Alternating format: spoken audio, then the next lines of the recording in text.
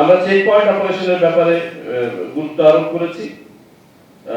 বিশেষ করে ওসমান হাদির ঘটনার পরে আমাদের কাছে মনে হচ্ছিল আমাদের যদি চেক পয়েন্ট প্রোটোকলটা খুব ভালোভাবে এক্সারসাইজ করতে পারতাম, তারা কি এলাকা ছেড়ে পালাতে পারতো? আমাদের মনে হয় একটু ইন্ট্রোস্পেকশনের দরকার আছে। তো আমরা এটার ব্যাপারে বলছি যে চেক পয়েন্ট অপারেশনটা পুরো দেশব্যাপী, কিছু হবে মোবাইল চেক পয়েন্ট এবং সকল বাহিনী এটা সমন্বয় করতে হবে, এটা চালাতে হবে। সমন্বয়ের প্রশ্ন এসছে, আমরা সুনির্দিষ্টভাবে বলেছি দুটো আপনার মেকানিজমের কথা। একটা হচ্ছে আপনাদের বিভাগ, জেলা এবং উপজেলা পর্যায়ে আইন শৃঙ্খলা কমিটি আছে, এই কমিটিগুলো কাজ করবে এবং কমিটিগুলো থেকে আপনারা ডাইরেক্টিভস দেবেন। আর পাশাপাশি আইন শৃঙ্খলা বাহিনীর জন্য, আইন প্রয়োগকারী সংস্থাগুলোর জন্য ওনাদের একটা সেল থাকে।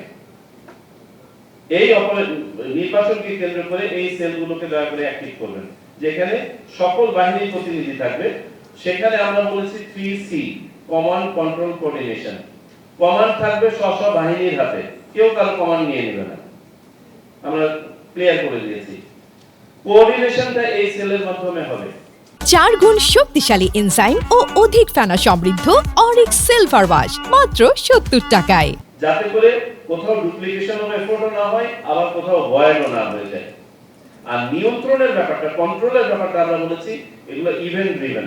এখন কোনোখানে একটা ছোট অপারেশন, জয়েন্ট অপারেশন লঞ্চ করেছেন, বা কোনোখানে একটা ঘটনা ঘটেছে সেটা করা হচ্ছে, সেইখানে তাহলে কোন একটা লিড ফোর্সের হাতে নিয়ন্ত্রণটা থাকতে হবে।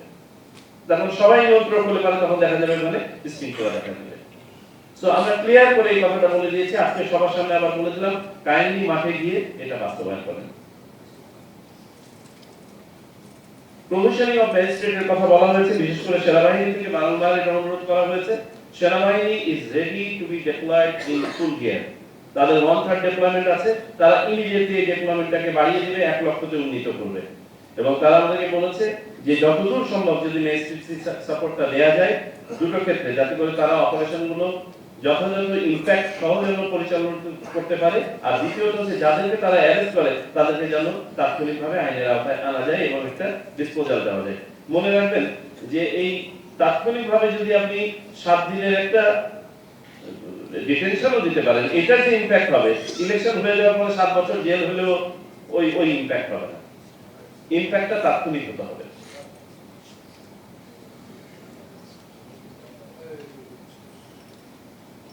Please avail the presence of all forces. আমি আবারও রিপিট করি, যে কোনো অ্যাক্টিভিটি যা নির্বাচনের পরিবেশকে বিঘ্নিত করবে, আন্ডারমাইন করবে, is not accepted and please don't tolerate, আপনারা টলারেট করবেন না।